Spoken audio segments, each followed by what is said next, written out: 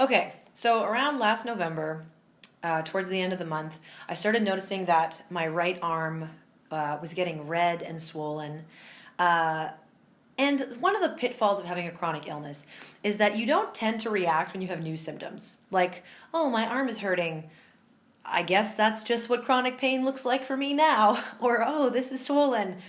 Okay. So when my arm started swelling, I didn't react right away. And that's probably why I let it get as bad as it got before seeking help. I think I've got a couple pictures, so this is what my good arm looked like. And this was my bad arm. And I think I affectionately called this the red arm saga.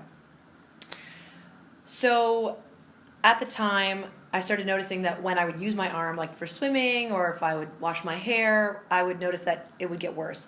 So I went to a walk-in clinic because I don't have a family doctor in Quebec. And the guy was like, you don't have anything to worry about. We'll send you for an X-ray, but you don't have anything to worry about. But of course I was totally worried at that time. Before the walk-in clinic, my osteopath and this nurse and other people were like, you need to get checked out. So the fact that this walk-in clinic doctor was so blasé was a little disconcerting, but I tried to be cool, So I get the X-ray done. It's obviously clear. X-rays are... I have a lot of feelings about X-rays. Anyway, X-rays clear. So I go back, and I made the mistake of telling this walk-in clinic doctor that I have chronic pain. People treat you differently when you have chronic illnesses. So he was like, yeah, I don't know what's wrong with you, but you should definitely go see a rheumatologist. I think if he had not known that I have a rheumatologist, he would have maybe kept pursuing this. So at this time, my rheumatologist was on maternity leave. So I called the office and said, look, I know that I'm supposed to see her replacement in a few weeks, but I'm in a crisis. Something weird is happening to my arm. Is there anybody else in the office that could see me? And the very kind receptionist was like, okay, we'll see if we can squeeze you in with, let's just call him Dr. T. So I go in to see Dr. T, and I'm already pretty distraught about the whole thing because it's been several weeks that I've been pursuing it. People keep telling me it could be something dangerous. All the symptoms could be all these different terrible things. But he was totally blasé about it and kind of dismissive. And I start to get worried, so I start to cry, which is what I do in all my doctor's appointments. And he gives me the quickest physical exam. He's like, yeah, I don't know what it is. But I would rather underdiagnose than misdiagnose. So he decided that he would rather not figure out what I have than try and figure out what I have, because that's good doctoring. He also asked me if there was a potential that there was an emotional reason for my arm swelling.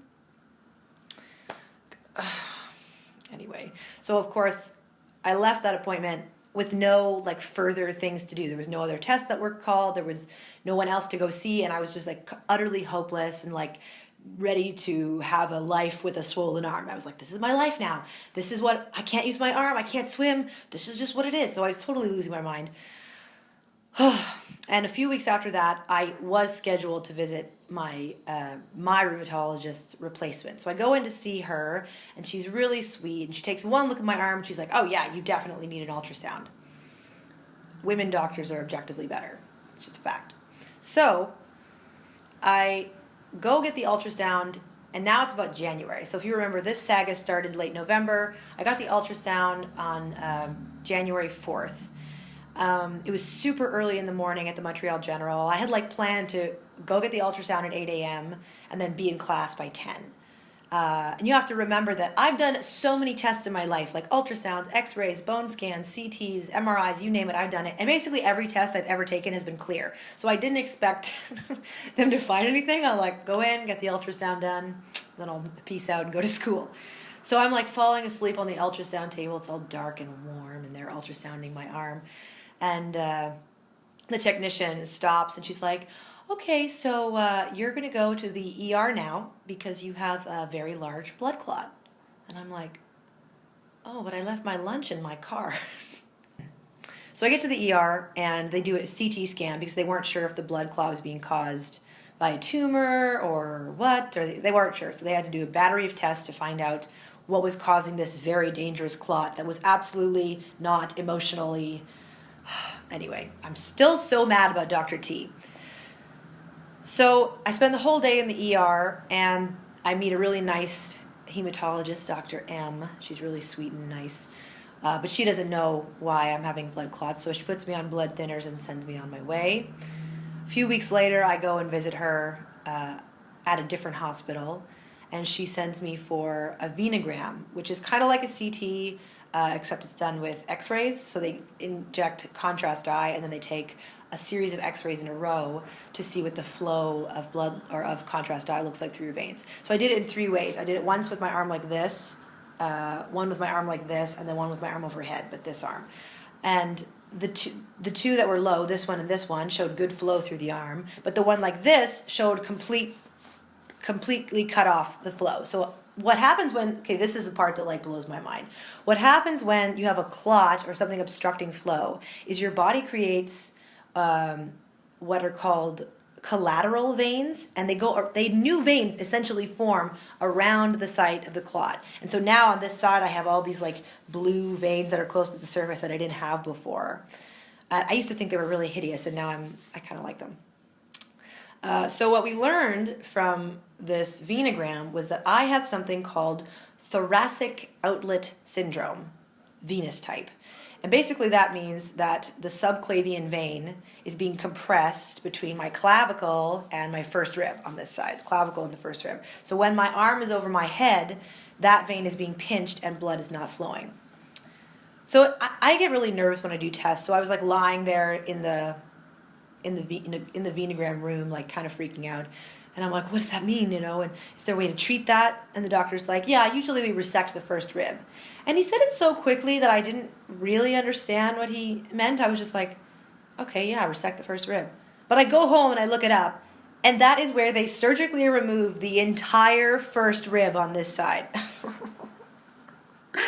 So like, I was kind of freaking out for a while, because that is very extreme surgery. They have to take out a muscle in front of that rib. It's just like a big deal. It's a lot. It's a lot. So every doctor I've talked to about thoracic outlet syndrome, they all agree, you know, yes, you have to get your first rib resected. That's a must. Otherwise, the alternative is to be on blood thinners my whole life, which is not ideal, because if you hemorrhage, you die. But massage therapists, osteopaths, and physiotherapists seem to think that you can correct thoracic outlet syndrome with physical therapy. So, I mean, obviously I'm going to try physical therapy first, like there's no question. But it's just so weird that the two factions, I mean, I guess they normally disagree, but they really disagree on this issue. So that is the story of the last 4 months, and how I had a blood clot, unbeknownst to me, and was dismissed by male doctors, surprise, surprise. And the story's not over. I still have to find out if I'm going to do surgery, or if I'm just going to wait, or if I'm going to be on blood thinners for a long time. I don't know. But I just wanted to give you all an update, because that is what's going on in my life. And that's why I kind of disappear off the face of the planet for most of the winter time. It's been stressful. So this is day 1 of VEDA. I don't know if I'm going to be able to do every day, but I'm sure going to try. I hope you've enjoyed this story. You can expect more stories like this one, other ones from my past, music things, random stuff. What else was I going to do? Yeah, some stuff's going to be a little bit of a surprise, so I hope you subscribe, like, and I will see you next time. Let's put that logo up there. I'll see you next time.